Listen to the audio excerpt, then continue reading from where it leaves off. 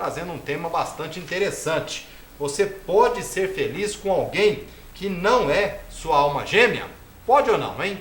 Então daqui a pouquinho você vai saber do Fernando se realmente pode ou não ser feliz com alguém que não é a sua alma gêmea. Fernando, boa tarde, é um prazer tê-lo aqui no Polícia Notícia mais uma vez. Boa tarde.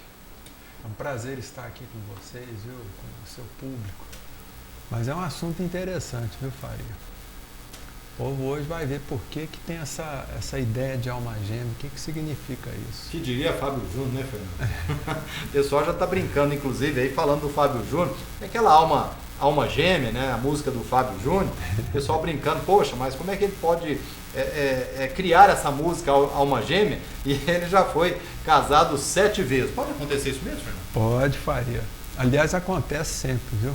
Porque às vezes a pessoa ela encontra a alma gêmea dela, mas por um processo que a gente chama de medo, tá? Que é uma coisa inconsciente, existencial, a pessoa detona o relacionamento logo, fala, mãe, tá bom demais, vai acontecer alguma coisa de ruim. Quando é bom, pensa no ruim. Exatamente. Então, quer dizer, às vezes as pessoas, elas encontram aquela pessoa que tem afinidade, porque a alma gêmea é isso. O que é alma gêmea? É uma pessoa que gosta das mesmas coisas que você gosta, que tem o mesmo gosto, que gosta da mesma literatura que você gosta, tem o mesmo tipo de assunto, tá certo? É a outra parte da laranja, né? É, mais ou menos. A gente não pode encarar dessa forma, porque senão o que acontece? Você vai achar que você é uma pessoa pela metade. E na realidade nós somos inteiros, ou melhor, nós devemos nos fazer inteiros. Então é um mito, então? É um mito. Essa alma gêmea, digamos assim. Exato, é um mito que começou lá na Grécia, né? Com o nosso Platão. Como é que foi? O Platão ele escreveu um livro que chama O Banquete. E nesse livro é assim, o povo reunia em volta de uma mesa e cada um fazia um discurso. E ali teve um discurso de um sujeito que chamava Aristofanes. Esse Aristofanes ele levantou e falou da questão do seguinte, que no começo dos tempos, os deuses criaram os homens com 2 cabeças, 4 braços e 4 pernas. Eles eram completos. E aí o que acontece? Esses homens, eles acharam que estavam assim com tudo. E aí resolveram empreender uma guerra contra os deuses. Adivinha quem ganhou, Faria? Os deuses. E aí o que acontece? Zeus, que era o chefão, ele falou, bom, como castigo, eu vou cortar vocês pela metade. E pegou uma espada e pá, cortou o homem pela metade. Então foi cabeça para um lado, cabeça para o outro, dois braços para um lado, 2 braços para o outro. E a cicatriz ficou justamente aqui no umbigo. E aí o que Zeus falou? Agora vocês vão voltar para a terra, vocês vão ser expulsos aqui do céu e vão tudo para a terra. E na terra o homem começou sempre aquela busca da sua outra metade. Então a lenda começou aí. Tá? Então o que acontece? Mas isso é uma coisa positiva? Não. A gente não está em busca de outra metade. A gente tem que entender o seguinte, que para a gente ser feliz, a gente tem que se fazer completo. Por isso que eu sempre falo, se você quer ir em busca de um grande amor, procure se lembrar que você tem que estar se amando 100%. Primeiro? 100%. Exatamente. Porque senão você só vai arrumar gente também pelas metades.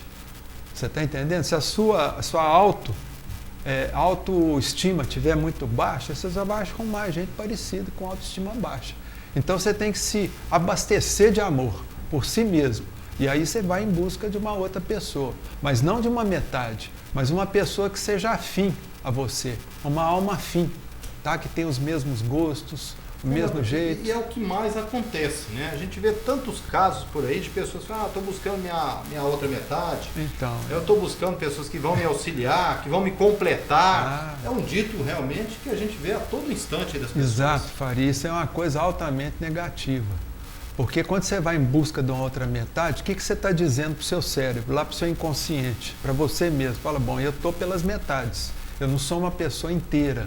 Não sou pessoa completa. Completa. Então o que acontece? Geralmente você só vai arrumar meia colher, como diz o outro. Né? Um pedreiro de meia colher, uma mulher de meia colher, um homem mais ou menos, tá certo? E aí começam essas confusões na vida. Não, o sujeito não gosta do que eu gosto, tá certo? Ah, mas é isso, tal, e vira aquele rolo. E vai na separação. Tá? Então as pessoas têm que entender, para que um relacionamento seja duradouro, você tem que achar pessoas que sejam parecidas com você e não opostas. Porque tem essa lenda também que o povo fala, os opostos se atraem. Aí eu sempre falo, gente, o oposto ele só se atrai na física e na eletricidade. Se você for pôr uma pessoa oposta para viver junto com a outra, aquilo ali vai durar o quê? 1 ano, 2 anos. Pode até durar mais tempo, mas vai virar o quê? Um relacionamento altamente tóxico para os dois. Viu, Faria? Então não é saudável. De maneira nenhuma. Você viu? Se atrai, não tem nada de oposto. Por exemplo, a mulher casa com um homem que gosta de futebol. Ela gosta de ir ao teatro, gosta de ir na ópera. Vai dar certo, Faria? De jeito nenhum. A mulher ela é uma mulher culta. Arruma um sujeito lá que nunca só lê gibi. E olha lá. Quer dizer, vai ter conversa? Ah, depois que ele estiver. Ah, mas dá muito certo na cama. Ah, bom. E depois que acaba o ato sexual? Você vai conversar o que com esse homem? Nada. Cada um vira para um canto, para o outro. Foi bom para você? Foi bom, tchau, acabou. Às vezes não fala nem isso. Porque o outro nem educação às vezes tem. Porque às vezes uma pessoa muito educada arruma um sujeito mal educado. Aí é o oposto. Quer dizer, vai dar certo um relacionamento desse, gente? Só em história de carochinha.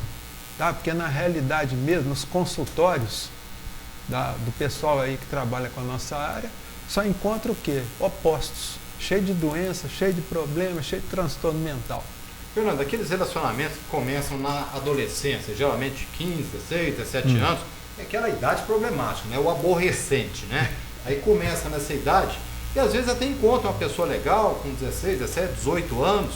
A tendência é dar certo ou por conta de ser uma pessoa boa, a pessoa fica dá um passo atrás e acaba terminando o relacionamento? Ô Faria, nesse caso aí eu vou dar o meu exemplo, tá? Eu, quando eu tinha 17 anos, eu encontrei minha mulher, que é hoje minha esposa, ela tinha só 12 anos, que é a Eliana. Então já tem 35 anos que eu conheço ela. Tá? E tenho 27 anos de casado, mais ou menos. Então o que acontece, Faria? Eu, na época, quando eu encontrei ela, nós tínhamos uma afinidade muito grande de pensamento, de filosofia de vida, tá certo?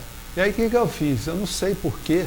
Eu não vou falar que eu já sabia disso, porque eu não sabia disso que eu estou falando hoje, mas alguma coisa dentro de mim fez, não, essa aí é a pessoa que eu vou ficar. E aí nós ficamos juntos. Até hoje?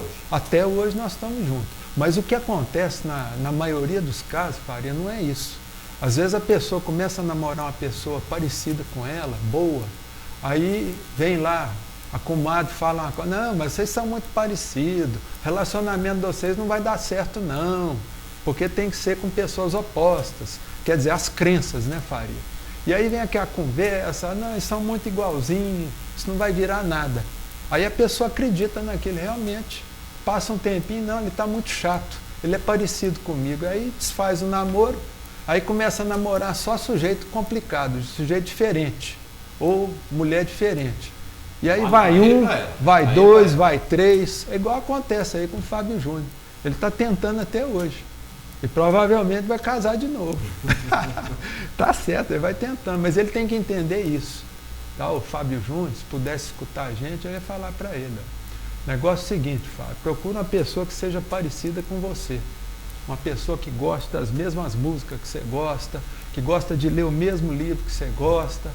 Tá certo? Aí eu tenho certeza que você vai ficar até morrer. Ou seja, alguma indiferença deve ter, né, Fernando? Não, tem um pouquinho. Mas na maioria das vezes é bom observar o que bate. Né? O Faria. Uma outra opinião contrária sempre haverá. É normal isso. Mas o grosso do negócio, o Faria, é assim, é a pessoa do mesmo tipo. Tá? Gosta do mesmo música, passear, viajar, eu gosto tipo Estados Unidos, vamos embora. Isso, a leitura, os livros são parecidos. Às vezes até as profissões são parecidas, tá certo? Então quer dizer, isso tudo é motivo de quê? De união. E não de desunião, como o povo acredita, tá? Porque o que desune mais os casais são os choques, tá? Choque de opinião, choque de cultura, tá certo? Choque de criação, olha só, criação. A pessoa tem que ter o mesmo tipo de criação. Eu, por exemplo, com a minha esposa, Eliana, eu tinha o mesmo tipo de criação que ela tinha. Tá? Mesmo nível, que a coisa, tudo deu certinho. Não sei porquê, mas deu. Tá? Então, quer dizer, às vezes dá certo, a pessoa fala, não, tá muito chato esse relacionamento. Aí começa a escutar a conversa dos outros. Pelo que você está falando, o padrão econômico ou social da pessoa com a outra também pode influenciar bastante? Influencia. A gente não As pode... classes sociais? Não, influencia, Faria. Não adianta a gente ficar querendo ser hipócrita nisso para ser politicamente correto. Tá? Mas na realidade mesmo, se você pesa, claro, a pessoa tem que ter o mesmo nível socioeconômico. Por quê? Porque são os mesmos gostos, parecidos. Tá? Porque se a pessoa, por exemplo, o sujeito lá é pobrezinho, casa com uma mulher muito rica, o que acontece? Ele sempre vai estar achando que é inferior àquela mulher. Ela quer comer caviar, eu tenho só um frango assado para oferecer. Exato. Ela fala, não, o que eu não como? Não, eu tenho vergonha de ir nos hotéis que você vai. Eu já vi isso, viu, Faria? O casal, não vou nisso, o sujeito lá, ele gosta de ir em hotel só de 5 estrelas, eu não, prefiro uma pensãozinha. Quer dizer, vai dar certo um troço desse? Não dá, ué. A pessoa quer ir para a Europa, fala, não, isso é muito chique, eu não vou para a Europa, eu gosto de ir lá para o Capão da Onça mesmo.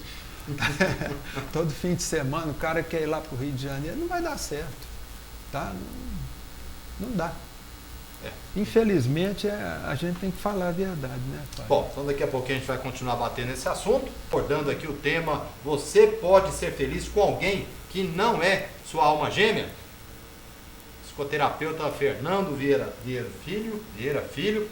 Fernando, é até interessante a gente estar comentando aqui, porque nos bastidores você falava para mim de casais que deram certo, né, e que até hoje, né, são destaque justamente por conta disso, né? São as mesmas opiniões, os mesmos gostos, e quando você encontra uma pessoa assim, aí a tendência é dar certo. Exato. E dura até quando um dos dois morre, né? Quando há o falecimento de um deles. Então o que acontece? Tem um exemplo aqui que todo mundo conhece, tá? O Jorge Amado, o grande escritor baiano Jorge Amado. Ele foi casado a vida inteira com Zélia Gattai. Tá certo? E você vê, por exemplo, Jorge Amado era escritor, Zélia Gattai também era escritora. Tá? Os dois tinham a mesma opinião, o mesmo modo de vida, as mesmas conversas, o mesmo nível intelectual, o mesmo nível cultural. Tá certo? Lá na França, por exemplo, existiu também um casal que ficou junto até a morte, separar, que foi o famoso escritor francês e filósofo Jean-Paul Sartre. Jean-Paul Sartre ele foi casado a vida inteira com Simone de Beauvoir, que também era filósofa e escritora. Tá certo? Então, quer dizer, eles tinham que conversar. Aqui no Brasil, voltando de novo, nós temos um exemplo aí do nosso ex-presidente, Fernando Henrique Cardoso, que foi casado com Dona Ruth Cardoso. Os dois também eram sociólogos, tinham o mesmo nível cultural, os dois tinham trabalhos publicados, quer dizer, tinham conversa. Tá, gente? É isso que a gente tem. Tinha diálogo, quer dizer, os dois gostavam da mesma coisa. É igual, por exemplo, gente, imagina um sujeito intelectual, igual Jean-Paul Sartre, voltando lá na França, casado com uma pessoa, vamos dizer assim, com uma advogada, tá? Não vou nem... um advogado. Quer dizer, ia ter conversa? Um era filósofo, ele era o filósofo do existencialismo. Que conversa que ele ia ter com uma advogada? Tá certo? Então, o que acontece? Ele se juntou e casou com uma outra filósofa. Quer dizer, os dois tinham que conversar. Então, quer dizer, o negócio, para ser duradouro, ele tem que ter o quê? Afinidade em vários pontos. Entendeu, Faria? Eu estava observando aqui, Fernando, com relação a um item interessante dentro deste tema, você mencionou o vazio interior. Por que vazio interior? Então, muitas vezes, viu, muitas pessoas nos procuram no consultório, viu, Faria, procurando o quê? Resolver essa questão da felicidade amorosa, buscando, essa eterna busca muitas vezes. Então, o que acontece? A pessoa ela não consegue achar, e aí o que acontece? Essa pessoa, muitas vezes, ela passa a vida buscando naquele vazio, naquele sofrimento. Algumas pessoas, para poder assim, sentir um pouco aquele sentimento de incompletitude, tá certo, Faria? A pessoa sente aquele vazio de alma, então muitas vezes ela vai buscar o quê? Um vício, ela entra na bebida, ela entra nas drogas, tá certo? Trabalhar muito. Trabalha muito também, ela começa a trabalhar demais. Isso, são os famosos workaholics, aquelas pessoas que trabalham, colocam o trabalho acima de tudo. Aquilo é uma fuga. Tá? A pessoa não consegue ficar sozinha com ela mesma. Então ela busca o quê? Uma fuga.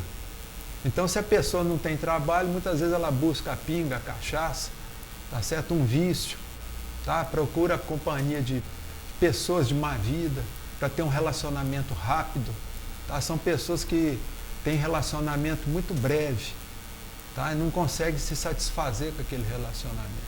O sozinho, ele pode ser benéfico em alguma situação nesse caso? Pode, se a pessoa soubesse amar, é por isso que a gente sempre ensina para as pessoas. Primeiro passo para a pessoa estar feliz, viu, Faria? É a pessoa estar bem com ela mesma. É a pessoa que sabe se amar, aquela pessoa que sabe se bastar, é aquela pessoa que sabe se agradar, tá certo? Porque tem gente que passa a existência toda tentando agradar os outros e esquece de agradar a si próprio. Então, entra também num vazio existencial. Você tem aqui o vazio interior, você explicou. Isso. No caso da angústia, como então, é que seria? Essa angústia é uma dessas consequências do vazio. A pessoa entra naquele vazio existencial e começa a se angustiar. E daí parte até para uma depressão, porque ela começa a se sentir o quê? Mal com ela mesma. Tá? Ela começa a achar que a culpa de tudo é dela. E aí ela começa a sentir o quê? Raiva de si própria. Começa a ficar magoada, com ódio de si própria. E aí caminha para esses transtornos mentais. O principal deles, a depressão. E às vezes entra na depressão, e aí na depressão ela busca uma fuga mais, vamos dizer assim, espetacular, através do suicídio. Então pode chegar ao suicídio? Pode, claro.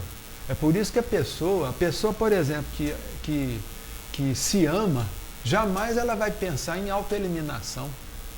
E a pessoa que se ama, provavelmente, ela pode muitas vezes passar um período sozinha, mas ela vai achar uma pessoa legal. Vai achar uma pessoa parecida com ela. E aí... Seria até o próximo tópico aqui, essa sensação de solidão. Então, essa sensação de solidão é causada por esse sentimento de incompletude que a pessoa tem. Essa sensação de que não está completo. Nada agrada, Fernando? Nada. A vida da pessoa começa a ficar preto e branco, sabe, Faria?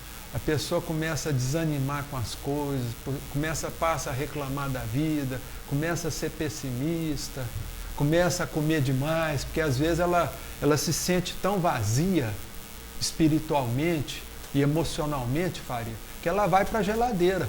E ela come, achando que aquilo ali, isso compulsivamente, achando que aquilo ali vai o quê? Vai preencher essa sensação de incompletude que ela tem.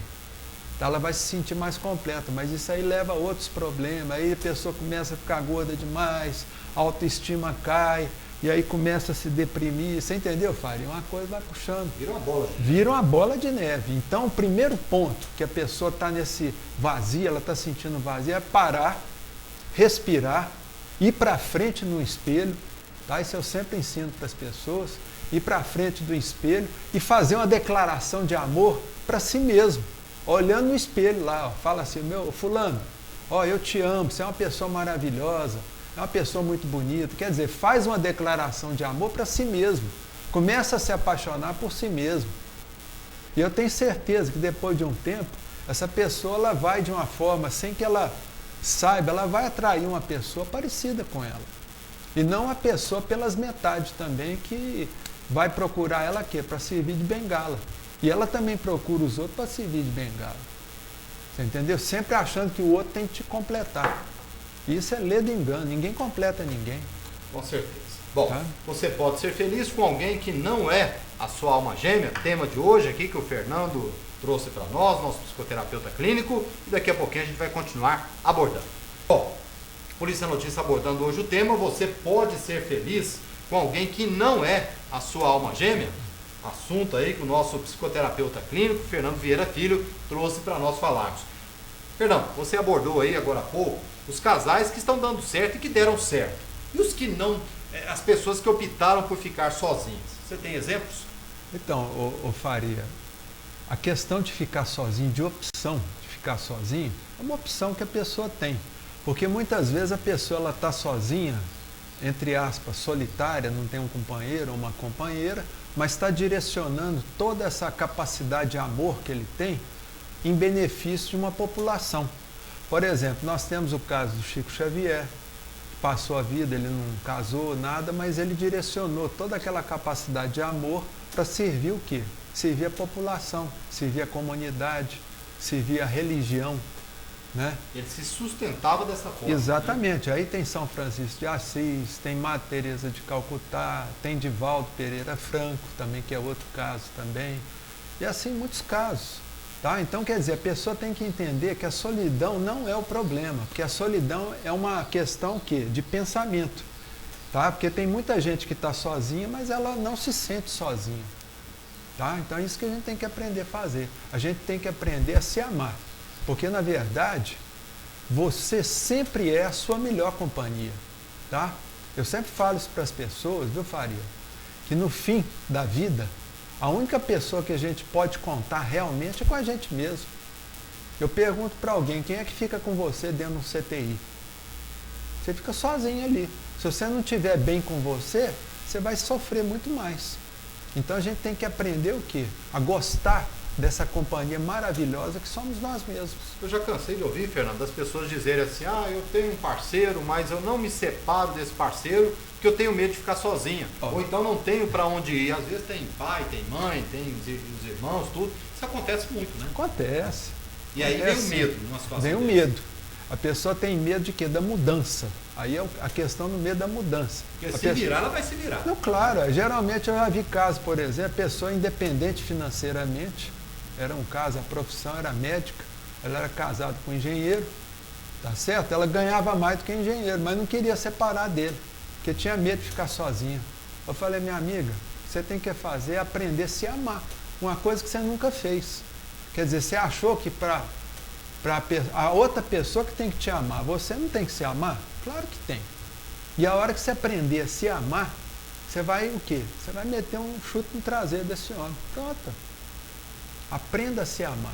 E aí gera o que eu coloquei aqui como insatisfação dentro de um relacionamento. Aí vai. Geral. Não, a pessoa, por exemplo, quando ela não está bem no relacionamento, ela está suportando o relacionamento, aí tudo na vida dela começa a ir para trás. Tá? A profissão, profissionalmente, a pessoa começa a entrar naquilo que a gente chama um conjunto de sintomas, tá? Igual você falou aí, frustração, melancolia, tristeza, tudo são angústias, são sintomas da depressão. Então a pessoa, para ela se divertir muitas vezes, eu faria entre aspas, diversão entre aspas, ela vai começar a fazer doenças. Tá? A primeira doença que ela arruma é uma depressão. E aí a depressão ela já caminha para outros tipos de doenças, tá? Mais sérios. Então é muito importante, viu, Faria, a pessoa aprender a se amar. Quer dizer, se você não tem um companheiro ainda, vai trabalhar numa comunidade, fazer um serviço voluntário, procura trabalhar a sua religiosidade, vai servir dentro de uma comunidade religiosa, tá certo?